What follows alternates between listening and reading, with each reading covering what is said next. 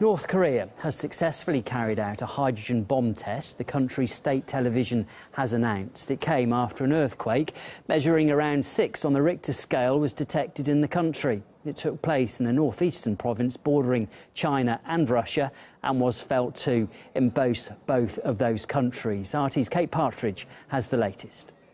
There's been widespread condemnation coming in from Russia and China as well, because this move comes in violation of the UN Security Council resolution. Just ahead of that new testing that we heard about, North Korea announced through their central news agency that the country had developed an advanced hydrogen bomb. This was very briefly then followed by that earthquake, 6.3 on the Richter scale in the northeast of the country.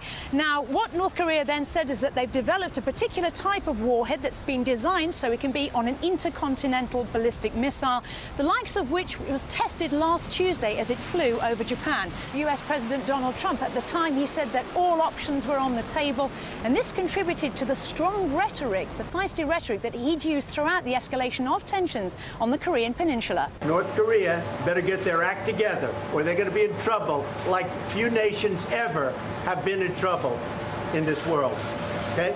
And this man will not get away with what he's doing, believe me. They will be met with fire and fury like the world has never seen.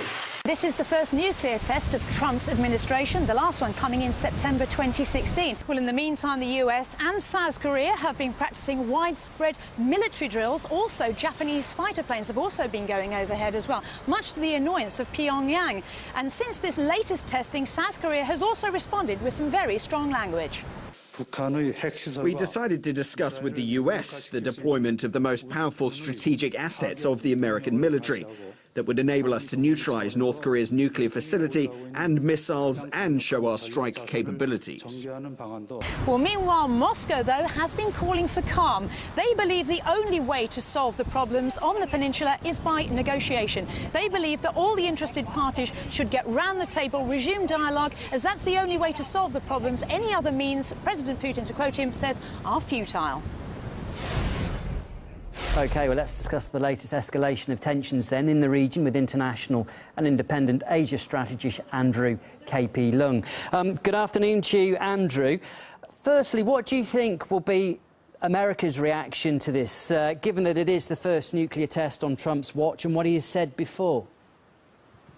Well, as expected, it's a lot of even more sound and fury, but I don't think it's going to solve the problem, as has been demonstrated. I think the time for coercion is over, because I think that North Korea has successfully crossed the watershed and has demonstrated its ability to deliver a very powerful nuclear weapon.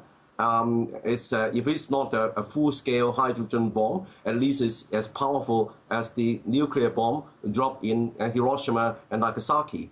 And then North Korea has already demonstrated its ability to deliver its missiles flying over Japan near near Guam is. So I think that the threshold has been crossed, the watershed has been crossed. The time for a lot of rhetoric and also sanctions is really over.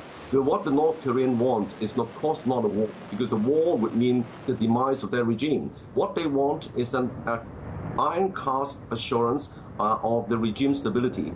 And I think that the time is now got to move on from talks to a Korean Peninsula Stability Pact involving all the countries in the region.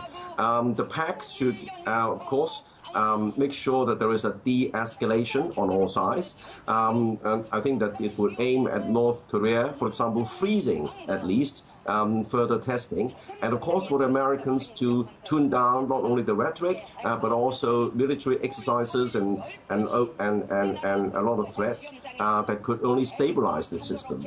But then the Stability Pact should also ensure that all the countries move on from a paradigm of coercion to a paradigm of incentives. So both sides, on a gradual basis, combined with even opportunities for economic cooperation. I think that's the only way to stabilize the long-term situation. Sure. Many people, Andrew, many people, if I just jump in there, will say, well, look, all that sounds very logical, but we seem to be very far away from anything like that from happening. Yes, absolutely, because the United States and Trump administration believes that the solution is through military means. That's the only tool in the work kit, and it hasn't proved to be successful. Because so if you want to attack the North Koreans, and then these missiles are hidden in caves and they are mobile, and then of course you can't be sure that you're going to take out everything, and then at the end of the day it would only stabilize the entire North Korean peninsula. And the talk of decapitation also doesn't work either, because you can't just send in a small number of troops, including even the South Koreans, because after you stabilize the regime, what are you going to do? The whole thing would implode, and then you've got to send in more troops, and that would of course Russia and China are not going to stand aside and watch this happening. So I think that this any other options would destabilize the situation even further. So I think that all sides have got to come and grasp the nettle, as it were. OK, Andrew, look, really appreciate your insights on this. That was Andrew KP Leung, an international independent Asia strategist. Thank you.